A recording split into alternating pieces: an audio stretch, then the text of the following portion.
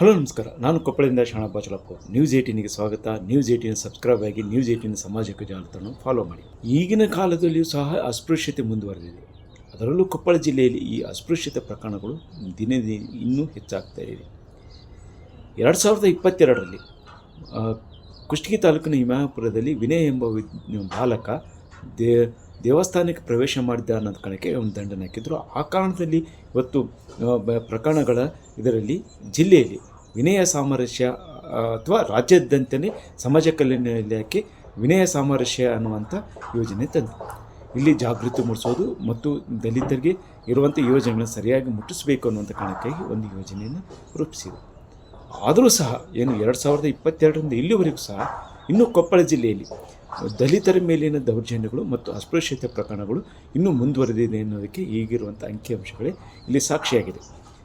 ಇಲ್ಲಿ 3 ವರ್ಷಗಳ ಅಂಶಗಳನ್ನು ತೆಗೆದುಕೊಂಡಾಗ ಸಮಾಜ ಇಲಾಖೆಯ ಪ್ರಕಾರ 234 ಪ್ರಕರಣಗಳು ಈಗ ದಾಖಲಾಗಿವೆ.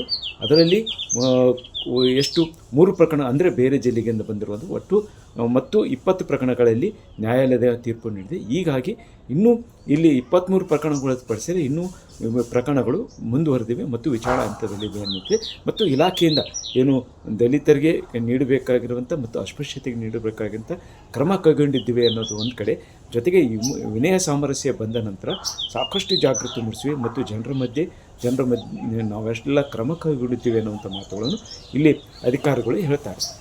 ಆದರೆ ವಾಸ್ತವದಲ್ಲಿ ನೋಡಿದಾಗ ಇನ್ನೂ ಆ ಪ್ರಕರಣಗಳು ಹೆಚ್ಚಾಗ್ತಾ ಇವೆ ಅನ್ನೋದಕ್ಕೆ ಕಳೆದ ವರ್ಷ ಸರಿಸುಮಾರು ಒಂದು 98 ಪ್ರಕರಣಗಳು ದಾಖಲಾಗಿದ್ದು ನೋಡಿದರೆ ಇಲ್ಲಿ ಪ್ರತಿ ವಾರಕ್ಕೆ 1 ಅಥವಾ 2ರಷ್ಟು ಪ್ರಕರಣಗಳು ದಾಖಲಾಗ್ತಾ ಇರೋದು ತೀವ್ರ ಆತಂಕಕ್ಕೆ ಮೂಡಿಸಿದೆ. ಇಲ್ಲಿ ಬೇರೆ ಬೇರೆ ಸಂದರ್ಭದಲ್ಲಿ ಇಲ್ಲಿ ಇನ್ನೂ ದಲಿತರಿಗೆ ಕ್ಷೌರ ಮಾಡೋದಾಗಿರ್ಬೋದು ಮತ್ತು ಇಲ್ಲಿ ಸಣ್ಣಾಳದಲ್ಲಿ ಒಬ್ಬ ಯುವಕನನ್ನು ಕ್ಷೌರದ ವಿಷಯಕ್ಕಾಗಿ ಕೊಲೆ ಮಾಡಿರುವಂಥ ವಿಷಯ ಇದೆ. ಮತ್ತು ಇತ್ತೀಚೆಗೆ ಮರ್ಕುಂಬಿಯಲ್ಲಿ ದಲಿತ ಮತ್ತು ಸವರ್ಣೀಯರ ಮಧ್ಯೆ ಇರುವಂಥ ವಿವಾದ ಇತ್ತು. ಆ ವಿವಾದ ನ್ಯಾಯಾಲಯದಲ್ಲಿ ಬಂದು ಒಟ್ಟು 101 ಜನರಿಗೆ ಜೀವಾವಧಿ ಶಿಕ್ಷೆ ಆಯಿತು. ಅದರ ನಂತರ ಈಗ ಅವರೆಲ್ಲರೂ ಸಾಮರಸ್ಯವನ್ನು ಹೋಗಿದ್ದೇ. ಈ ಎಲ್ಲ ಕಾರಣಕ್ಕಾಗಿದ್ದರೂ ಸಹ ಇನ್ನೂ ಜಿಲ್ಲೆಯಲ್ಲಿ ಸಾಮರಸ್ಯ ಮೂಡಿಲ್ಲ ಅನ್ನೋದಕ್ಕೆ ಈ ಅಂಕಿಅಂಶಗಳೇ ಇದೆ.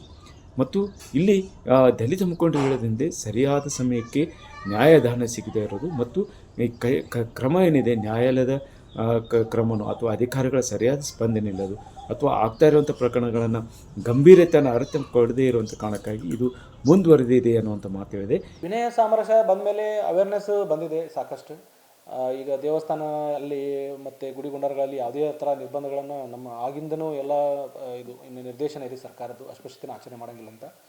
ಸೊ ಆಮೇಲೆ ಆ ವಿದ್ಯಾರ್ಥಿಗೆ ಏನು ವಿನಯ ಸಾಮರಸ್ಯ ಯೋಜನೆಯಲ್ಲಿ ಹಾಕಿದ ವಿದ್ಯಾರ್ಥಿಗೆ ಇವತ್ತಿಗೂ ನಾವು ವರ್ಷಕ್ಕೆ ಸುಮಾರು ಒಂದು 50,000 ರೂಪಾಯಿ ಫೀಸನ್ನು ಪ್ರೈವೇಟ್ ಸ್ಕೂಲಲ್ಲಿ ಆತ ಓದ್ತಾ ಇದ್ದಾನೆ ಕುಷ್ಟಗಿಯಲ್ಲಿ. ಆ ಫೀಯನ್ನು ಇವತ್ತಿಗೂ ನಾವು ಬರ್ತಾ ಇದ್ದೇವೆ. ಸರ್ಕಾರದ ಅದು ಒಂದು ಏನು ಆ ಘಟನೆ ನಮ್ಮಲ್ಲಿ ಇನ್ನೂ ಅಸ್ಪೃಶ್ಯತೆ ಇನ್ನೂ ಮುಂದುವರೆದಿದೆ. ಆಮೇಲೆ ಪ್ರಕರಣಗಳು ಇನ್ನೂ ಆಗ್ತಾ ಇದೆ. ಆ ಪ್ರಕರಣಗಳಲ್ಲಿ 2 ಕ್ಯಾಟಗರಿಗಳನ್ನು ತೊಗೊಂಡ್ರೆ ಬಹಳಷ್ಟು ಪ್ರಕರಣಗಳಲ್ಲಿ ಏನಾಗ್ತದೆ, ಅವರು ಕೆಲವೊಂದು ಈ ಲ್ಯಾಂಡ್ ಹತ್ತಿರ ಇರೋದು ವೈಯಕ್ತಿಕ ಸಮಸ್ಯೆಗಳು ಇರ್ತವೆ. ಅವ್ರವ್ರದ್ದು ಏನಾದರೂ ವೈಯಕ್ತಿಕ ತಾರತಮ್ಯಗಳು ಅಥವಾ ಸಮಸ್ಯೆಗಳು ಅವು ಈ ಪರಿಶಿಷ್ಟ ಜಾತಿ ಪ್ರಕರಣಗಳಲ್ಲಿ ಮಿಕ್ಸ್ ಆಗಿಬಿಡ್ತವೆ. ಅಟ್ರಾಸಿಟಿ ಕೇಸಲ್ಲಿ ಈಗ ಸೋಷಿಯಲ್ ಬೈಕಾಟ್ ಅನ್ನೋದು ಹೋಗ್ಬಿಟ್ಟಿದೆ. ಅಂದರೆ ಎಲ್ಲರೂ ಒಟ್ಟಾಗಿ ಬಹಿಷ್ಕಾರ ಹಾಕೋದು ಅಂಥವೆಲ್ಲ ಇಲ್ಲ, ಅಂಥ ಘಟನೆಗಳು ಜರುಗ್ತಾ ಇಲ್ಲ, ಅವೆಲ್ಲ ಹೋಗಿದೆ. ಜನರ ಮನ ಪರಿವರ್ತನೆ ಕೂಡ ಆಗಿದೆ ಅಂತ ನಾನು ಹೇಳ್ತೇನೆ. ಮತ್ತು ನಮ್ಮ ಗವಿಸಿದ್ದೇಶ್ವರ ಅಜ್ಜವರು ಇಲ್ಲಿ ಇರೋದ್ರಿಂದ ಅವರ ಮಾತುಗಳು, ಅವರ ಪ್ರೇರಣೆ, ನುಡಿಗಳು ಜನರಲ್ಲಿ ಎಷ್ಟೇ ಅವರ ಕಡೆ ದ್ವೇಷದ ಭಾವನೆ ಇದ್ದರೂ ಕೂಡ ಮನಸ್ಸಿಂದ ಹೋಗುವಂಥ ಮಾತುಗಳನ್ನು ಅವರು ಕೊಡ್ತಾ ಇರೋದ್ರಿಂದ ಅವರ ಒಂದು ಸ್ಫೂರ್ತಿ ಜನರ ಮೇಲೆ ಬೀರಿದೆ ಅಂತ ನನ್ನ ವೈಯಕ್ತಿಕ ಅಭಿಪ್ರಾಯವನ್ನು ಹೇಳಕ್ಕೆ ಇಷ್ಟಪಡ್ತೇನೆ. ಕಳೆದ 2021 ಬಸವರಾಜ ಬೊಮ್ಮಾಯಿ ಅವರ ಸರ್ಕಾರದ ಅವಧಿಯಲ್ಲಿ ಇವತ್ತು ಕೊಪ್ಪಳ ಜಿಲ್ಲೆಯ ಕುಷ್ಟಗಿ ತಾಲೂಕಿನ ಮಿಯಾಪುರ ಗ್ರಾಮದಲ್ಲಿ ನಡೆದಿರ್ತಕ್ಕಂಥ ಒಂದು ಅಸ್ಪೃಶ್ಯತೆ ಆಚರಣೆಯ ಅಂಗವಾಗಿ ಒಬ್ಬ ಬಾಲಕ ಗುಡಿಯನ್ನು ಪ್ರವೇಶ ಮಾಡಿದಾಗ 25,000 ರೂಪಾಯಿ ದಂಡವನ್ನು ವಿಧಿಸ್ತಕ್ಕಂಥದ್ದು ಇವತ್ತು ಅಮಾನುಷ್ಯವಾಗಿ ಒಂದು ಘಟನೆ ನಡೆದಿತ್ತು.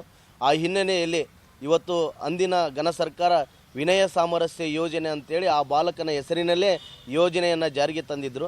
ಆದಾಗ್ಯೂ ಸಹಿತ ಕಳೆದ 2022ರಲ್ಲಿ ಇಡೀ ಜಿಲ್ಲೆಯಲ್ಲಿ 64 ಪ್ರಕರಣಗಳು ಇವತ್ತು ಅಸ್ಪೃಶ್ಯತೆ ಆಚರಣೆಯಲ್ಲಿ ಇವತ್ತು ದೂರುಗಳು ದಾಖಲಾಗಿದ್ದು, ಕಳೆದ ರಾಜ್ಯದಲ್ಲಿ ಅನೇಕ ಇಂತಹ ದೂರುಗಳು ಇವತ್ತು ಪದೇ ಪದೇ ದಾಖಲಾಗಿರೋದ್ರಿಂದ ಇವು ಅತಿ ವೇಗವಾಗಿ ತನಿಖೆಗೊಳಪಡಿಸಿ ಇವತ್ತು ಇತ್ಯರ್ಥವನ್ನು ಮಾಡ್ತಕ್ಕಂಥ ಕೆಲಸವನ್ನು ಇವತ್ತು ಘನ ಸರ್ಕಾರ ಮಾಡಬೇಕು. ಇಂತಹ ಅಮಾನುಷ್ಯ ಘಟನೆಗಳು ಸಾಮಾಜಿಕ ಸಾಮರಸ್ಯವನ್ನು ಹೋಗಲಾಡಿಸ್ತಕ್ಕಂಥ ಒಂದು ವ್ಯವಸ್ಥೆಯಲ್ಲಿ ನಿರ್ಮಾಣವಾಗಿವೆ.